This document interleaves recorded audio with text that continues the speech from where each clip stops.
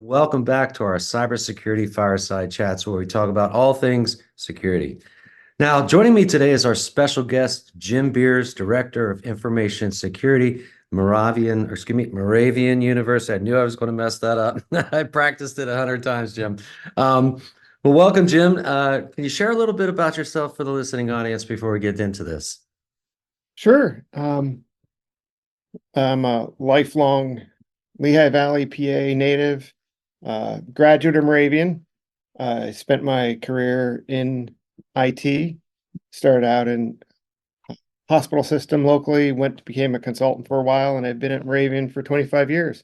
Started out as the network manager and then made my way up to or across to, depending on how you look at it, information security. Right, right. So for the listening audience, Moravian University's distinctiveness, I'm actually reading this, this is from their website, and their distinctiveness begins with its extraordinary commitment to students, very noble, and the first school to open its doors to women. I did not know that before I started to talk Jim on a couple of other calls. And Moravian has constantly evolved over 280 years and now carries university recognition. So really, really long history, Jim. I It mean, is. I'm sure you could probably feel it when you're on the university campus. Yeah. We've got two campuses. One is where the actual original Moravian settlement was, and Right. then we have the campus that you can see in the back here. Nice, nice, nice. And charming, according to your website, charming Bethlehem, Pennsylvania. So I'm sure it's beautiful there, and especially spring is on its way. At It least is. that's what they're telling me. So, Yeah. so before we get started, I always like to talk about some of the latest developments. And so some of these developments, and again, I'm sort of doing the Johnny Carson thing, right, with my note cards here. It was funny. Jim was telling me maybe I should do one of these, right? So anyway, this is interesting, right? So about attacks against educational facilities, right? So back in August of 2023, a survey of school IT professionals by cybersecurity firm Sophos found that an astonishing 80% of schools across 14 nations, including the US, had been victims of ransomware attacks in 2022.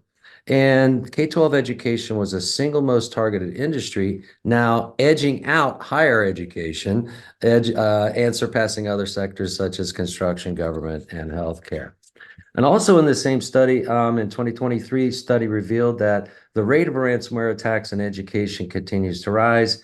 80% lower education providers and 79% of higher education providers reported they were hit by ransomware in just the last year. So big challenge there.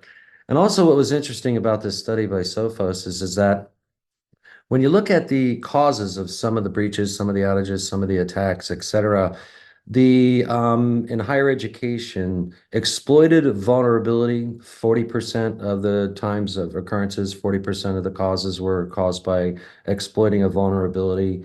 Compromised credentials was 37%. And I think we're going to talk a little bit more about, credential challenges a little bit more into this call. Malicious email, 12%. Phishing, a little bit lower. I thought phishing would be much higher, but I think sometimes they don't necessarily connect the dots. Right. So 7% with phishing, and just some interesting stats. So I highly recommend consuming that report from Sophos. Now, in the context of the Department of Education, this was an interesting one. The 2023 K-12 Digital Infrastructure Brief was published this past August by the U.S. Department of Education, Office of Education Technology, and it was a second in a series of 5 briefs published by the U.S. Department of Education and the Office of Educational Technology. And in the brief, this is really what I found interesting. The reason why I pulled this out is that education's digital infrastructure is officially considered critical infrastructure here in the United States. And so when you think about it, Jim, you got a lot of responsibilities, right? This is considered critical infrastructure. And we know that, the attackers are out there today, certainly targeting critical infrastructure and never really thought about it. But yes, higher education is certainly part of our critical infrastructure here in the US. Also, what was interesting in the same brief, it talked about managing vendor and third-party risk in the procurement process.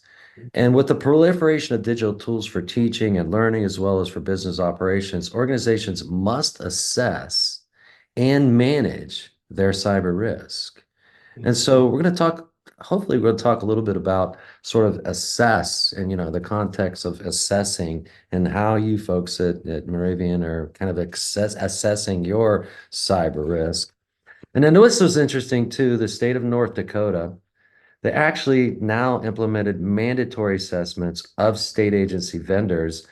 And as of July 2023 of last year, all North Dakota state agency vendors will be required to undergo a third-party risk management assessment.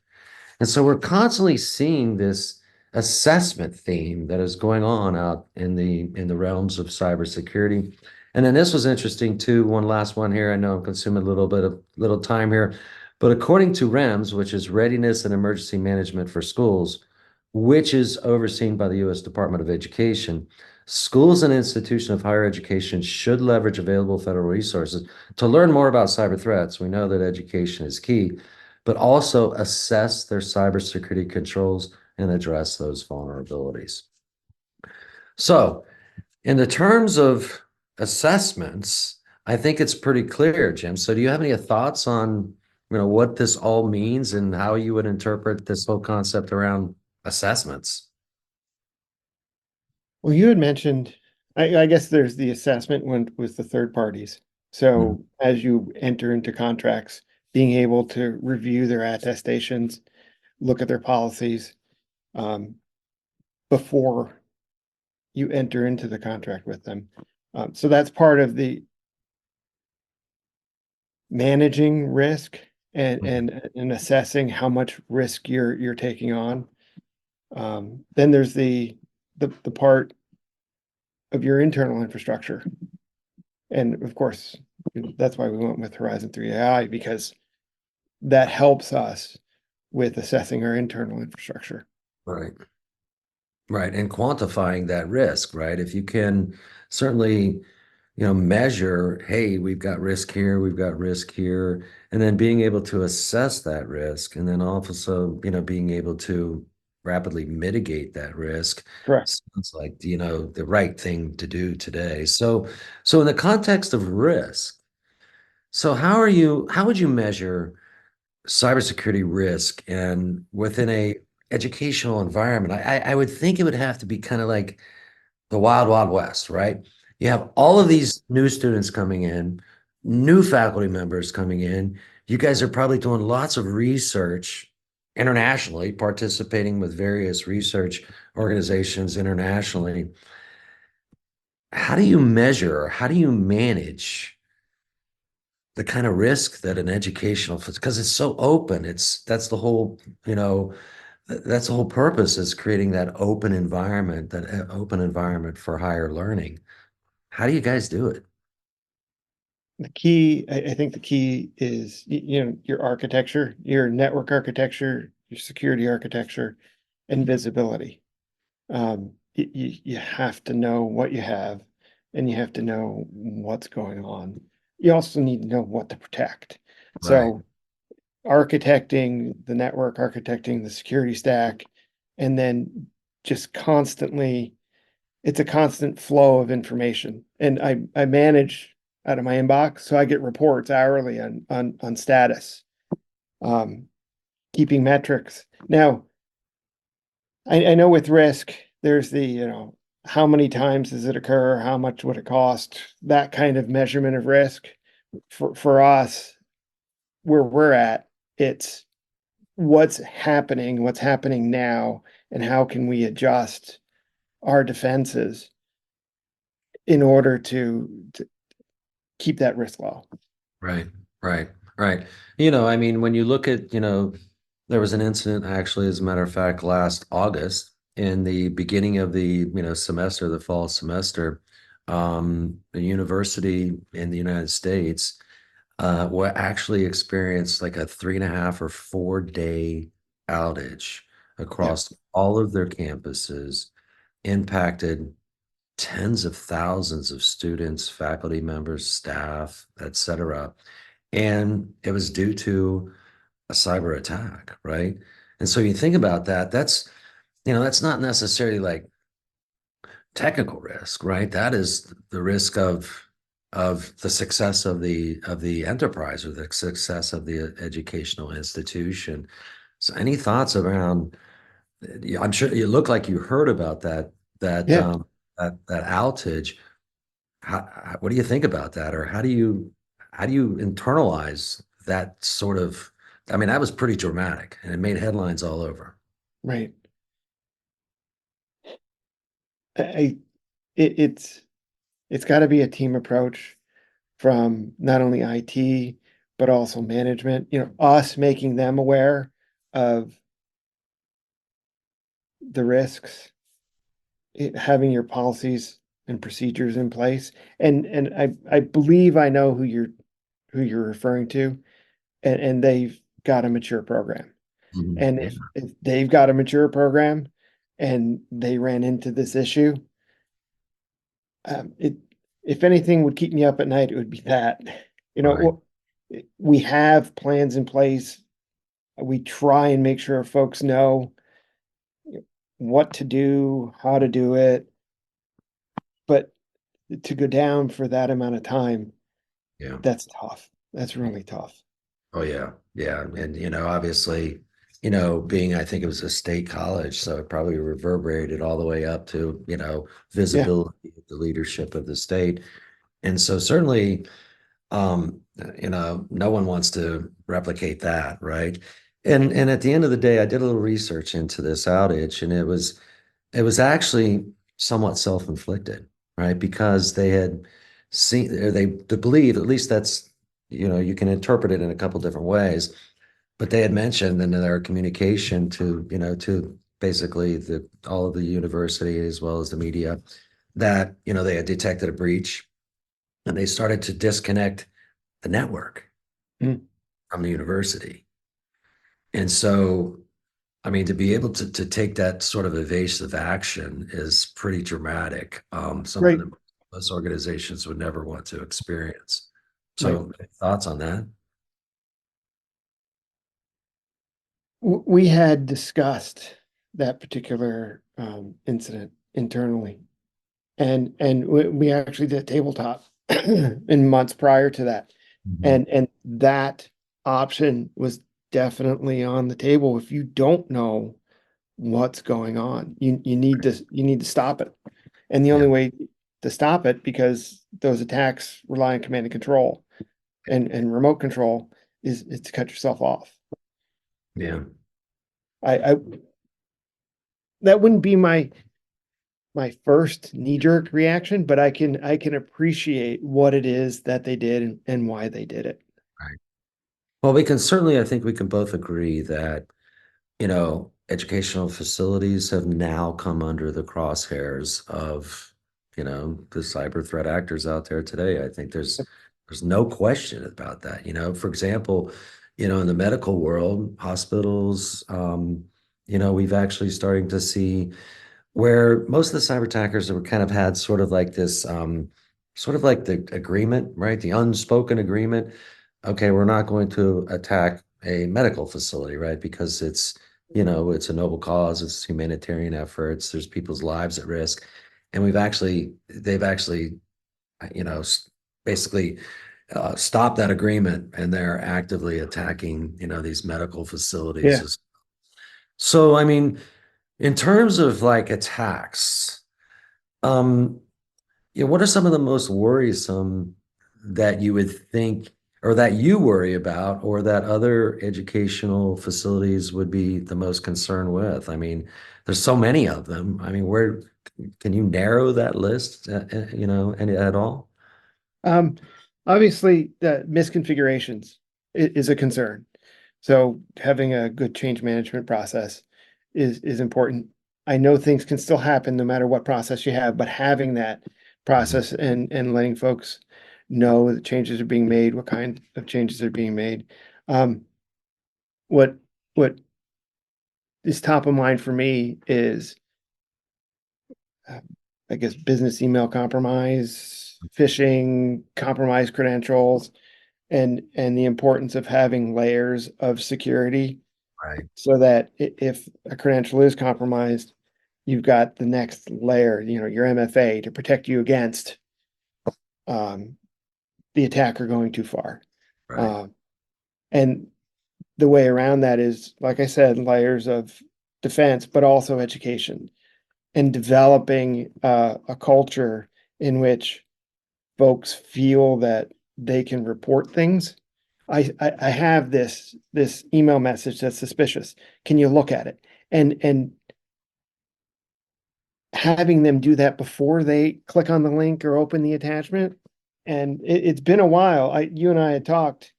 I started keeping stats on our phishing campaigns, and 4 years ago we were at a 6% response rate, and through efforts we've dropped that down to 0.22%. Wow. 0.22%. 0.22%. Wow. Yeah. So that again, that was a team effort. Right. So So, to answer your question, I'm sorry, go ahead. no, no, no, go ahead. Go ahead. To answer your question, for at the forefront of my mind is the identity and protecting the user. Yeah, exactly. The credentials, especially, right? Yeah. So, so, just for the listening audience, Moravian University is a, Node Zero customer, a Horizon 3 AI customer. Yep. And so how long have you guys been using, or how long have you folks been using Horizon 3 Node Zero product in your institution? Year and a half. About a year and a half. Okay. Yeah. And good. No, no, no, go ahead. Just I was going to say, we've used the product and we've seen it mature. And one of the things that I really appreciate is the ability to schedule. So we try to run up 2 pen tests a week on the weekend, and we divide it up by population. Um, and that's how we leverage it. We're able to test our defenses. We're able to test the ACLs. We're able to test our EDR. We're able to make sure that our machines are patched. So that's how we've been leveraging it. okay. Okay. And so just curious, what do what are the results that you're seeing? I mean, when you first initially got your hands on Node Zero, and for the listening audience, Node Zero is an autonomous penetration testing solution. And, you basically script, install it on a machine, launch it internally. So what was your first impression when you got this tool in your environment? What were your first thoughts after the results of the first test? My first impression was how easy it was to use. But then after the ease of use, the data that was presented, the way it was presented, the reports. I like the reporting. You have your PDF reporting, your executive summary, everything else. Then you have CSVs that you can use to go off into your remediation. Um, Within the reports themselves, you you guide us through the report on how to remediate.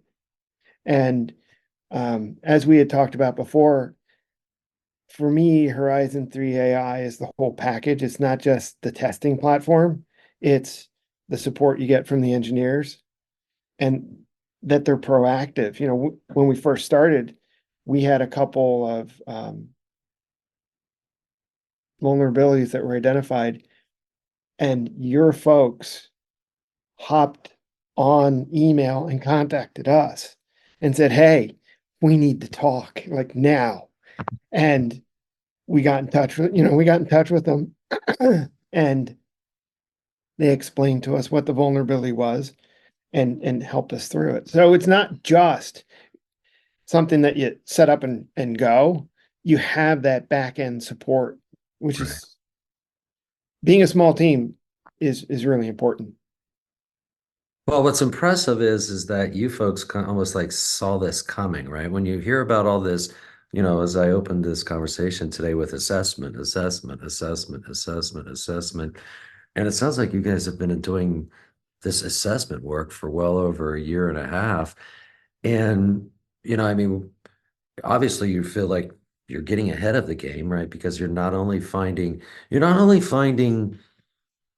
vulnerabilities, right? You think about a vulnerability scan, right? You're scanning the infrastructure, you say, oh, vulnerability, vulnerability, vulnerability, vulnerability, right? And I hear this time and time again from lots and lots of people that are now utilizing Node Zero is that now we actually know what we need to fix and Right. what is actually exploitable vulnerabilities. Yes. I have an XDR solution that was very similar to my original vulnerability scanner, where Mhm. you get 10,000 vulnerabilities. Oh my gosh. But then you boil it down to when you use Horizon 3 AI, you find out that there's 10, 15 that are high enough that you really want to pay attention to it, and something can actually be done with those vulnerabilities. There are exploits for them. Right. Yeah, because obviously when we're providing this remediation guidance, I would guess that your team that's out there remediating these exploitable vulnerabilities, I'm sure they probably find that guidance valuable. Have you Yes, ever, yeah, yeah, absolutely. yeah, because they're actually utilizing that guidance. Okay, we think it's fixed. And then do you guys run another penetration test to, That's the other really nice feature about Horizon 3 is that you run a full test and it identifies, let's say, three critical vulnerabilities. The test can take 12, 24, 36 hours. Well, you don't want to run one of those again. You can go into the UI and it's a shopping cart kind of modality where I fix this, add it to the shopping cart, fix this to the cart, and then it'll only test those things that you've remediated. It's very useful. so I mean, would you say, and I think it probably would be an answer, yes. I mean, do you guys feel like you're getting your arms around the risks and addressing some of those risks with Yes, your platform? Yeah. yes, Yeah, and actually reducing those risks because risk is like you either accept the risk, right? You can transfer the risk, right? right. Um, and or you can manage and mitigate the potential risk. And so having a tool that allows organizations to sort of preemptively or proactively mitigate risk sounds like a win-win situation. And I think you would definitely validate that's exactly what you guys are doing with that with Yep. Node. Oh, And given that the other way to handle risk is to avoid it, which generally is not an option when you get a mandate, to be able to have a tool like this yeah. is really important. Yeah, I was hoping you would actually pick up on that because that's not and you can actually avoid risk. Interestingly enough, I'd put some time into a white paper, and I think the listening audience, we actually shared a link in the invitation about it's sort of like I think it's either preemptively or proactively, getting your arms around sort of this human operated ransomware attacks that are going on out there today, right? So there's a big misnomer. And I'm a cybersecurity professional. I've been in this industry for 30 years. I've got a master's in cybersecurity, a CISSP, you name it, right? I've been there, and I'm a hands-on person. Been, I've deployed with some of the earliest firewalls in the day, intrusion prevention systems, anti-DDoS systems, WAFs, sandboxes, you name it, right? I've actually worked on it, and when you really think about you know, what's going on today in the world of ransomware, right? Now, a lot of people, have a tendency, and especially in the journalist community, they have a tendency to say, okay, somebody, had an outage. It was this really, really super special piece of malware that was able to self-morph and it was able to move laterally and it was able to pivot and it was able to do all this stuff. And to be quite honest with you, that's not actually what's happening. What we're seeing today is most of the ransom-based attacks are human operated. And the way that the attackers are actually performing these attacks is primarily through credential theft. Right. Many times it's phishing, and exactly what you guys are saying, reducing that threat of being phished, right? And through all of your efforts and training your employees and having a phishing simulation tool, you're reducing that, right? But what's going on today in the terms of human operated ransomware is Somebody has access to some credentials. They gain access into the network. Then, through all kinds of different methodologies, they start moving laterally. They gain access to the domain, lots of time domain admin. They find the data, they exfiltrate the data. Then, many times, what they're also doing next is they're encrypting the data. They find the Mhm. critical systems. They're messing with your security controls. And then they send you an email that says, we have your data, pay the ransom. And so some organizations are actually saying, we're not going to pay the ransom. And as an end result, it can incur an outage, right? And so this whole idea of where, and I think you can get and agree is that a tool like Node Zero really helps you understand what if somebody gained a foothold in your network and where are they going to go next? Right.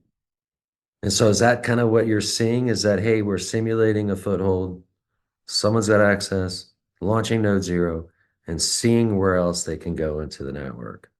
Yeah, that's exactly how we're doing it. We've got 4 different scenarios that we run where we are in the middle of the network where you can access the entire network. And then we will go to their different populations and we'll run both black box attacks and then we'll inject credentials. And it's eye-opening to see how your tool works. Yeah. Yeah. Well, it's that autonomous aspect of it where it actually, we don't necessarily tell it what to do. Right, It just sort of like begins to move around the network safely right. and run during production. Like, I'm sure you guys run things in production as well, especially university. I think it's like always under production, especially when the students are on campus, Yep. right? And feeling safely to do that. And then quickly identifying this is a big risk. And we've got to remediate that risk rapidly. And so that's really what we're seeing, and that's what we're observing as well. Actually, as a matter of fact, we're working on sort of our annual report, and there's some basic themes or there's basic concerns there, that we're seeing repetitively across like all of the thousands, tens of thousands of penetration tests that our solution has run. And we anonymize that data and we look at it and we look at it statistically and say, credential theft is still one of the biggest challenges that organizations face today because once somebody has credentials, even of the low-level employee, or just a temporary or whatever Right. person, that credential could obviously cause big, big problems elsewhere. To your point, one of my favorite quotes is what Snehal says, the CEO, Yeah, real cyber criminals don't break in, they log in. they log in. Yeah. Yeah. Credentials are the new remote code execution. I don't Yeah. need to exploit that vulnerable system. So all I need to do is fool one of your employees or fool one of your, you know, staff or whatever.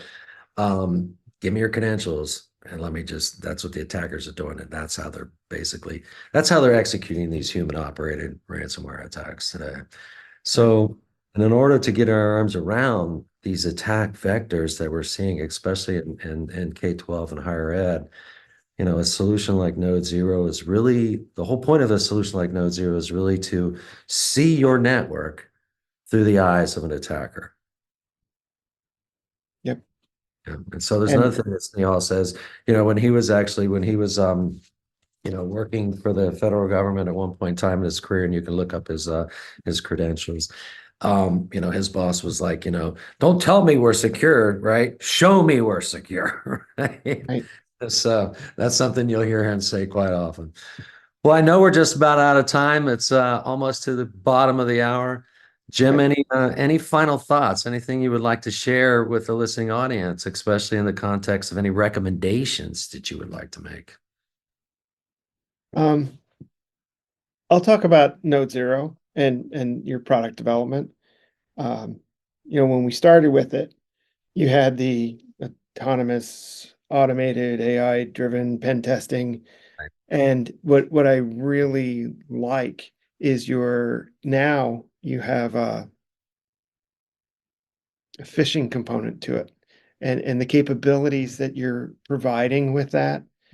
I'm I need to get approval, but it would be eye-opening to see a phishing attack followed by a credential compromise, and what can happen at this in the speed at which it can happen.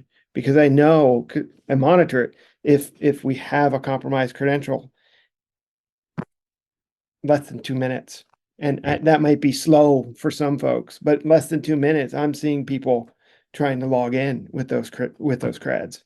So to be able to kick off a scan with someone's creds, I would be eye opening. Yeah.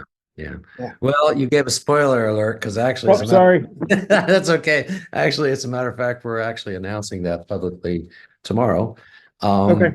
on Wednesday. And interesting for the listening audience, if you're interested, we're going to do a press release and the whole thing around the phishing.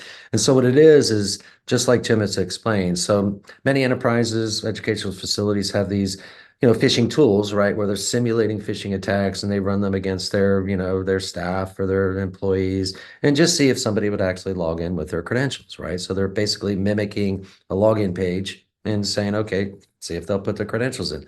The whole idea of this phishing solution, and it's called the phishing impact test, allows you to assess the impact of what actually would happen if somebody entered their credentials into a malicious phishing site and what would happen inside the infrastructure if somebody got your credentials. So that's exactly what we're announcing tomorrow. So thanks for sharing that, Jim. I actually appreciate Yep. that. All right. Okay, so I know we're out of time. We're a couple minutes over. I want to thank everybody for joining today. And we got another one of these scheduled next month. I just talked to the gentleman that it's going to be joining next month. It's going to be a fantastic event. But want to thank you personally, Jim. This was totally awesome. I had an opportunity to speak with Jim the other day and we spent an hour or so just talking all things security, and it was an absolute pleasure. So thank you so much. Well, thank you for having me. I appreciate it. All right. Take care, everybody. See you next time.